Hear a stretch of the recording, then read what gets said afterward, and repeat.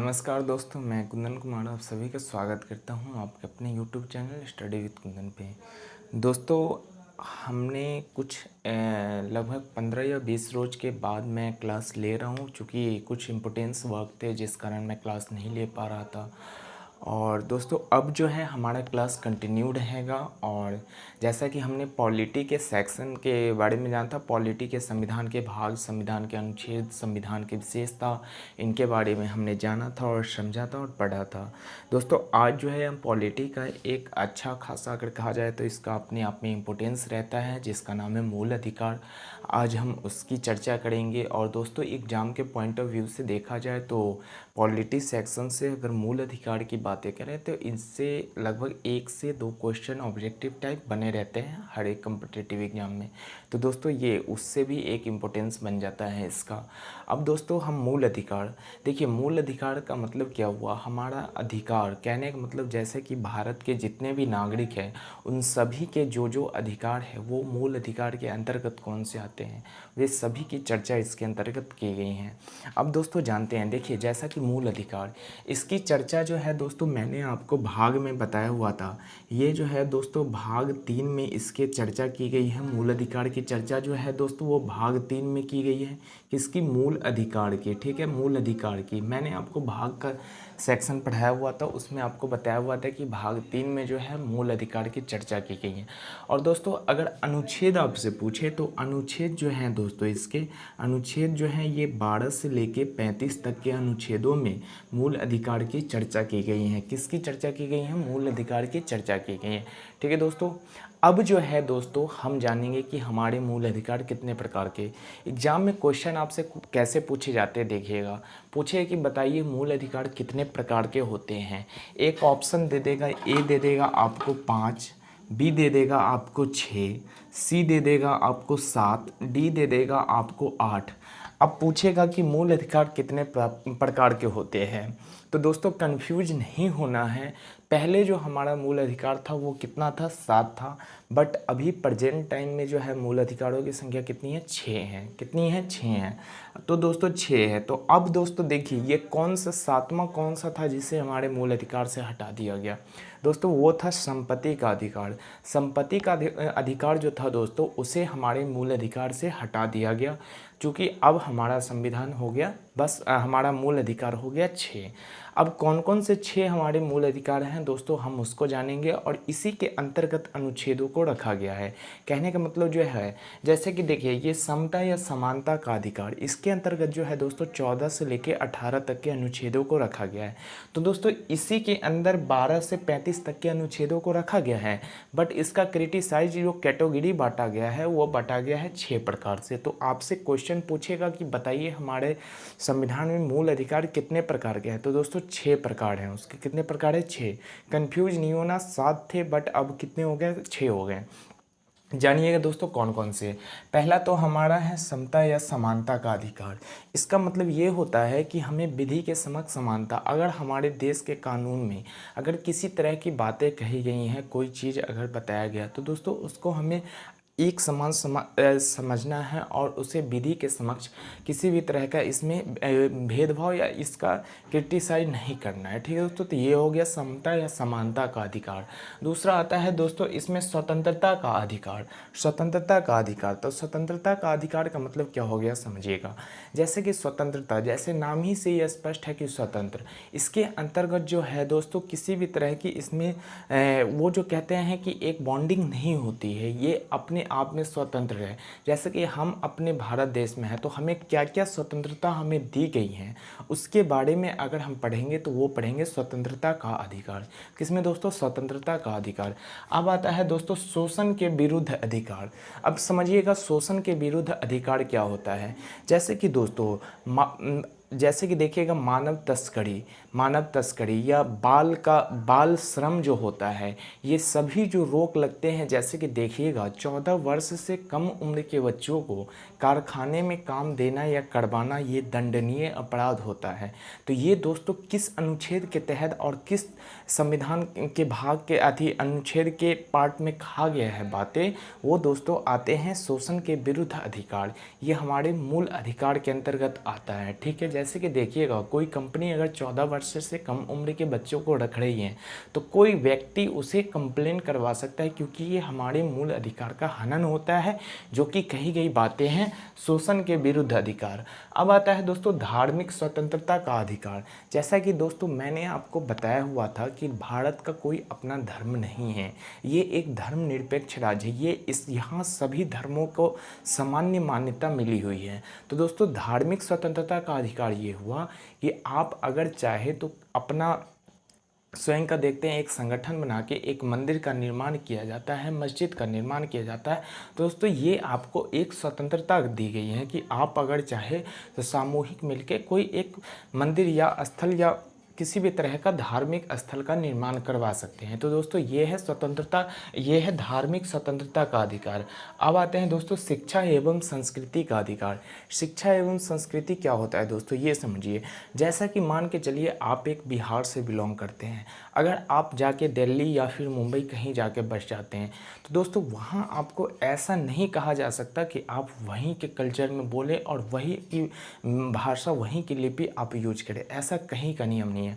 आप अगर दिल्ली रह रहे हैं या मुंबई रह रहे हैं, कहीं भी रह रहे हैं, बट अपनी भाषा को आप सुरक्षित रह सकते हैं, आप अपनी भाषा वहाँ बोल सकते हैं, ठीक है। तो ये जो है ये हमारे इसके अंतर्गत आता है शिक्षा एवं संस्कृति का अधिकार, ठीक है दोस्तों। अपनी संस्कृति को बनाए रखना दोस्तों, ये जो है हमारे मूल अधिकार के अंतर्गत आता है। अब आता है दोस्तों संवैधानिक उपचार का अधिकार। दोस्तों इसके अंतर्गत जो है अनुच्छेद 32 को रखा गया है। अनुच्छेद 32 के अंतर्गत दोस्तों जैसा कि आपको पता होगा, हमारे संविधान निर्माता डॉक्टर भीमराव अंबेडकर साहब ने बताए थे, वो कहे थे कि इसके बिना जो था संविधान अधूरा था और उन्होंने इसे संविधान की आत्मा कहा था। तो दोस्तों आपसे एग्जाम में ऐसे भी क्वेश्चन पूछे जाते हैं कि बताइए संविधान का आत्मा या संवैधानिक उपचार किस अनुच्छेद को कहा गया है दोस्तों, तो वो जो कहा गया है अनुच्छेद 32 को कहा गया है। किसको कहा गया है दोस्तों, अनुच्छेद 32 को। अब जो है दोस्तों इसमें एक नहीं है जिसे कि हटा दिया गया था, वो था संपत्ति का अधिकार। क्या था दोस्तों, संपत्ति का अधिकार। ये जो था दोस्तों संपत्ति का अधिकार, इसे हटा दिया गया था। तो ध्यान रखिएगा कि संपत्ति का जो अधिकार था अब हमारे मूल अधिकार से इसे हटा दिया गया है। तो अब जो है मूल अधिकार की संख्या ओनली फॉर 6 रहेगी। ये ठीक है, कितने रह गए, 6 रह गए। तो ये आप ध्यान रखिएगा। अब जो है दोस्तों अब हम इसे बारी बारी से जानेंगे कि समता या समानता का अधिकार इसके अंतर्गत कितने से कितने, जैसे कि 14 से 18 तक के अनुच्छेदों को रखा गया है और कौन कौन सी बातें कही गई है। जैसे कि दोस्तों 14 में कहा गया है कि विधि के समक्ष समानता। तो दोस्तों इन सभी को जानेंगे तो उम्मीद है कि यहाँ तक की बातें आप समझ गए होंगे। जैसे कि अगर आपसे पूछे कि मूल अधिकार की संख्या कितना है दोस्तों, 6 हैं। किस भाग में मूल अधिकार की चर्चा की गई है, तो दोस्तों भाग 3 के अंतर्गत की गई है। अनुच्छेद कितने से कितने तक मूल अधिकार आते हैं दोस्तों, वो 12 से 35 तक आते हैं। उसके बाद कौन कौन से मूल अधिकार है दोस्तों, वो मैंने आपको यहाँ बता दिया। और अगर आपसे पूछे कि बताइए कौन से मूल अधिकार हमारे संविधान से हटा दिया गया दोस्तों, वो था संपत्ति का अधिकार, ठीक है दोस्तों, संपत्ति का अधिकार। तो ये ध्यान में रखिएगा दोस्तों। अब जो है हम इसे पार्ट बाई पार्ट जानेंगे कि इसके अंतर्गत कौन कौन से अनुच्छेदों को रखा गया है, ठीक है दोस्तों। तो अब हम इसके पार्ट बाई पार्ट देखते हैं, ठीक है। अब जो है दोस्तों हम इसका समता या समानता का अधिकार का पार्ट जानेंगे। दोस्तों इसमें देखिए अनुच्छेद 14 से लेके 18 तक को रखा गया है। कितने को रखा गया, अनुच्छेद 14 से लेके 18 तक को रखा गया है। दोस्तों देखिए अनुच्छेद 14 में क्या कहा गया है, इसमें कहा गया है कि दोस्तों विधि के समक्ष समानता। कहने का मतलब हमारे संविधान के द्वारा जो भी कानून बनाए गए हैं उसका संरक्षण करना, उसका पालन करना, ये हमारा विधि के समक्ष समानता कहलाता है, ठीक है। विधि के समक्ष समानता या समता का अधिकार ये अनुच्छेद 14 के अंतर्गत आता है। दोस्तों अगर आपसे अनुच्छेद 14 के अंतर्गत पूछे तो ये होगा विधि के समक्ष समानता। क्या होगा, विधि के समक्ष समानता, ठीक है, विधि के समक्ष समानता, ठीक है। तो ये ध्यान में रखिएगा कि अनुच्छेद 14 अगर आपको कहे तो इसमें कही गई बातें जो है वो विधि के समक्ष समानता, इसके अंतर्गत ये हुआ कि हमारे देश के जो संविधान कानून बने हैं उसका समान संरक्षण करना, ठीक है। अब आते हैं दोस्तों अनुच्छेद 15। अनुच्छेद 15 में जो है दोस्तों इसमें जो कही गई बातें हैं वो केवल भारत के नागरिक के लिए है। किसके लिए है, केवल भारत के नागरिक है। सबसे पहला बात तो यहाँ ये लिखिए कि यह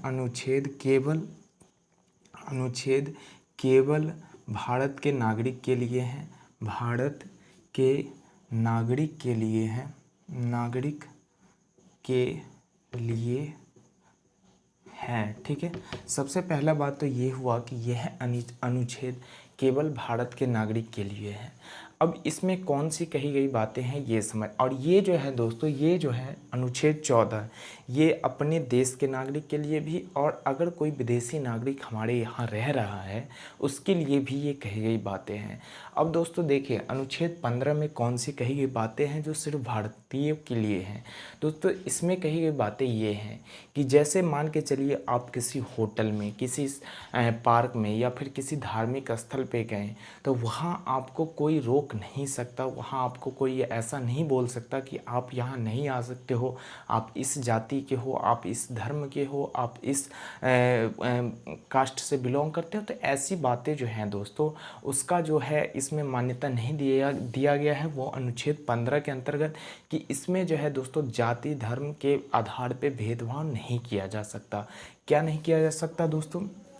इसमें जो कही गई बातें हैं वो जाति धर्म और लिंग में भेदभाव नहीं किया जा सकता। क्या नहीं किया जा सकता? भेदभाव नहीं किया जा सकता, नहीं किया जा सकता। ठीक है, इसमें जो है जैसा कि मैं यहाँ बता रहा हूँ, जैसे कि किसी होटल में जाना, होटल में जाना, ठीक है, किसी धार्मिक स्थल पे जाना, धार्मिक स्थल पर जाना, ठीक है, किसी स्थान पर जाना, ये सभी दोस्तों जो हैं इनमें जो है ये भेदभाव नहीं किया जा सकता किस अनुच्छेद के तहत? अनुच्छेद 15 के तहत। अगर दोस्तों आप किसी धार्मिक स्थल पे या किसी होटल पे जा रहे हो और वहाँ अगर आपसे भेदभाव किया जा रहा है तो दोस्तों आप वो अनुच्छेद 15 के तहत आप उस पर क्लेम कर सकते हो, आप उससे पे FIR करवा सकते हो, क्योंकि आपका ये मूल अधिकार हनन हो रहा है। क्या हो रहा है? मूल अधिकार हनन हो रहा है। दोस्तों ये जो सुविधा दी गई है ये सिर्फ और सिर्फ भारत के नागरिकों को दी गई है। किसको दी गई है? सिर्फ और सिर्फ भारत के नागरिकों को दी गई है। अब जो है दोस्तों आते हैं अनुच्छेद 16। अनुच्छेद 16 में जो है दोस्तों ये भी बातें सिर्फ और सिर्फ भारत के नागरिकों के लिए कही गई हैं। इसमें कही गई बातें ये हैं कि इसमें रोजगार पे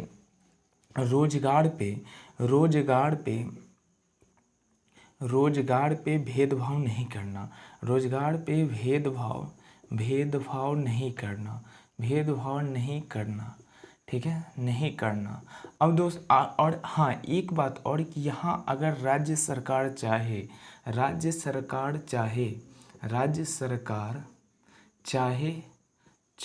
तो वो अपने आधार से किसी विशेष जाति को प्राथमिकता दिया जा सकता है, ठीक है, दिया जा सकता है। दोस्तों अब इसमें कौन सी कही गई बातें हैं ये समझिएगा। पहले बात तो ये कि अनुच्छेद 15-16 जो है ये दोनों बातें कही गई बातें सिर्फ और सिर्फ भारत के नागरिकों के लिए हैं। और इसमें जो अनुच्छेद 16 जो है इसमें रोजगार की बातें का मतलब क्या हुआ कि जैसे आप कहीं जाते हो और अगर आपको किसी रोजगार में जाति धर्म लिंग वंश इत्यादि के आधार पर अगर आपसे कोई भेदभाव कर रहा है तो वो आपके अनुच्छेद 16 के तहत मूल अधिकार का हनन कर रहा है। क्या कर रहा है? मूल अधिकार का हनन कर रहा है। तो दोस्तों ये जो है किसके अंतर्गत आता है? अनुच्छेद 16 के अंतर्गत। अब जो है अब अगर राज्य सरकार चाहे तो एक किसी विशेष जाति को, किसी विशेष तबके को, किसी विशेष लिंग को वो चाहे तो अपना एक कहा जाए तो आरक्षण जिसे कहते हैं हम, वो अपने आधार से दे सकती है। जैसे कि मान के चलिए कोई जनजाति है, कोई अनुसूचित जनजाति है, इसको जो हमारे संविधान के अंतर्गत विशेषता दी गई है, तो दोस्तों उसी की बात यहाँ की गई है कि अगर राज्य सरकार चाहे तो किसी विशेष तबके को वो इसमें सुविधा दे सकती हैं। ठीक है दोस्तों, तो वो जो है अनुच्छेद 16 के अंतर्गत आता है। किसके अंतर्गत आता है? अनुच्छेद 16 के अंतर्गत आता है। अब आते हैं दोस्तों अनुच्छेद 17। इसके अंतर्गत क्या है दोस्तों? अस्पृश्यता का अंत। अस्पृश्यता का मतलब ये हुआ कि छुआछूत। पहले के समय में देखिएगा दोस्तों कि इसके अंतर्गत जैसा कि कहा जाता था कि वो किसी अच्छे कास्ट से आता है, वो किसी निचले कास्ट से आता है। तो दोस्तों ये जो भेदभाव थी, इसके अंत के लिए जो था वो अनुच्छेद 17 को लाया गया, जिसे हम जानते हैं कि अस्पृश्यता का अंत या छुआछूत का अंत। कहने का मतलब इसके अंतर्गत वो जो जाति में भेदभाव और हम जो अवहेलना की दृष्टि से किसी अगर कास्ट को देखते थे, उसका जो अंत जो है वो अनुच्छेद 17 के तहत किया गया है। अब अगर आप किसी कास्ट को या किसी जाति को अगर कहीं कुछ तरह के बातों से अगर उनको ऐसा लग रहा है कि हमें इससे भेदभाव दर्शा रहा है, तो वो अगर चाहे तो मूल अधिकार हनन के तहत आप वो किसी व्यक्ति पे वो अपना एफआईआर करवा सकता है। दोस्तों इसके अंतर्गत जो आता है अनुच्छेद 17 के अंतर्गत ये आता है अस्पृश्यता का अंत। क्या आता है? अस्पृश्यता का अंत। ठीक है, अस्पृश्यता का अंत, या इसे कहते हैं अंत, या इसे कहते हैं, या इसे ही कहते हैं कि छुआछूत का अंत। क्या कहते हैं? छुआछूत का अंत। ठीक है, छुआछूत का अंत। तो दोस्तों ध्यान में रखिएगा कि ये जो अनुच्छेद 17 है, इसके अंतर्गत अस्पृश्यता का अंत या छुआछूत का अंत की बातें कही गई है। जैसा कि दोस्तों खास करके रिपीट बाय रिपीट अगर कोई अनुच्छेद करवाता है तो दोस्तों ये अनुच्छेद 17 हो गए, अनुच्छेद 32 हो गए, ये एक आध ऐसे होते हैं जो बार बार रिपीट एंड रिपीट वो करवाते रहते हैं एग्जामिनर। दोस्तों अनुच्छेद 17 अगर आपसे पूछे कि बताइए अस्पृश्यता का अंत किस अनुच्छेद में है, तो दोस्तों वो अनुच्छेद 17 के अंतर्गत जो है अस्पृश्यता का अंत है। कहने का मतलब छुआछूत का अंत है। ठीक है, तो ये ध्यान में रखिएगा कि अनुच्छेद 17। ठीक है, अब आता है दोस्तों अनुच्छेद 18। अनुच्छेद के 18 के अंतर्गत जो है दोस्तों, इसके अंतर्गत उपाधि का अंत किया गया है। उपाधि का अंत का मतलब ये हुआ कि जैसे कोई अगर किसी राजवंश से है, वो अगर अपना उपाधि धारण करता है या फिर अपने समाज में एक अलग उपाधि लेके अपना नाम स्थापित करता है, तो दोस्तों उसकी जो समाप्ति है वो जो किया गया है अनुच्छेद 18 के अंतर्गत किया गया है। किसके अंतर्गत? अनुच्छेद 18 के अंतर्गत। दोस्तों इसमें जो है, इसमें किया गया है उपाधि का अंत। किसका अंत दोस्तों? उपाधि का अंत। ठीक है, उपाधि का अंत। दोस्तों अगर आपसे पूछे कि बताइए कि अनुच्छेद 18 में क्या है, तो ये जो किया गया है उपाधि का अंत। दोस्तों इसी में एक और कही गई बातें हैं, जैसा कि हमारे देश के कोई व्यक्ति हैं, अगर उन्हें किसी विदेशी देश यानी किसी दूसरे देशों से अगर उन्हें किसी तरह की उपाधि दी जाती है, तो जैसे कि वो अपने नाम के आगे वो उपाधि लगाने के लिए उन्हें राष्ट्रपति का अनुमति चाहिए। बिना उनकी अनुमति से वो अपने नाम के आगे उस उपाधि की संबोधन नहीं कर सकते। ठीक है दोस्तों, तो ये ध्यान रखिएगा कि अनुच्छेद 18 में जो है दोस्तों उपाधियों का अंत किया गया है। ठीक है, हाँ इसी में कही गई बातें एक और है कि अगर आप शिक्षा जगत में अगर कोई उपाधि धारण करते हो, शिक्षा जगत का तात्पर्य ये हुआ डॉक्टर, इंजीनियर, जितने भी प्रकार के उपाधि शिक्षा जगत के बात आते हैं, वो अगर टीचर्स ये जो हो गए, ये जो उपाधि हैं, तो वो आप धारण कर सकते हो। ठीक है, अगर कोई व्यक्ति अपने नाम के, अगर कोई डॉक्टर किया हुआ है तो वो अपने नाम के आगे डॉक्टर लगा सकते हैं, इंजीनियर अपने नाम के आगे इंजीनियर लगा सकता है, कोई टीचर वो अपने नाम के आगे अपना जो टीचर्स का होता है वो लगा सकते हैं। ठीक है, तो दोस्तों ये जो है उपाधियों का अंत अनुच्छेद 18 में किया गया है। अब जो है दोस्तों हम इसको एक बार रिकॉल कर लेते हैं कि समता या समानता का अधिकार, ये जो है मूल अधिकार का फर्स्ट है। इसके अंतर्गत जो है अनुच्छेद 14 से 18 तक को रखा गया है। अनुच्छेद 14 में जो कही गई बातें हैं दोस्तों वो है विधि के समक्ष समानता। क्या है? विधि के समक्ष समानता। अनुच्छेद 15 में जो कही गई बातें हैं दोस्तों, जैसा कि किसी स्थान पे जाना, ट्रैवल करना, होटल, किसी पार्क पे जाना, किसी धार्मिक स्थल पे जाना, वहाँ किसी प्रकार के जाति, धर्म, लिंग, वंश इत्यादि के आधार पे भेदभाव नहीं किया जा सकता, और ये जो है केवल भारत के नागरिकों को दी जाती हैं। अब आते हैं दोस्तों अनुच्छेद 16। इसमें भी उसी प्रकार की कही गई बातें हैं कि ये सिर्फ भारत के नागरिक के लिए है, और इसमें जो है रोजगार के अवसर पर किसी तरह का भेदभाव नहीं किया जा सकता। हाँ अगर राज्य सरकार चाहे तो किसी विशेष तबके को, किसी विशेष कास्ट को वो अपना एक आरक्षण दे सकते हैं। अब आते हैं दोस्तों अनुच्छेद 17 में, इसमें जो है अस्पृश्यता का अंत या कह सकते हैं कि छुआछूत का अंत किया गया है। और अनुच्छेद 18 में जो है दोस्तों इसमें उपाधियों का अंत किया गया है। दोस्तों आज जो है हम इस वीडियो को यहीं तक रखते हैं। इसके बाद जो है हमारा अगला पार्ट है दोस्तों मूल अधिकार को, उस पर हम इनके सभी पार्टों का कवर करके और दोस्तों ये सेकेंड वीडियो में आएंगी। ठीक है दोस्तों, तो उम्मीद है कि यहाँ तक की क्लासें आपको अच्छी लगी होगी। मिलते हैं हम नेक्स्ट वीडियो में, तब तक के लिए मैं विदा लेता हूं।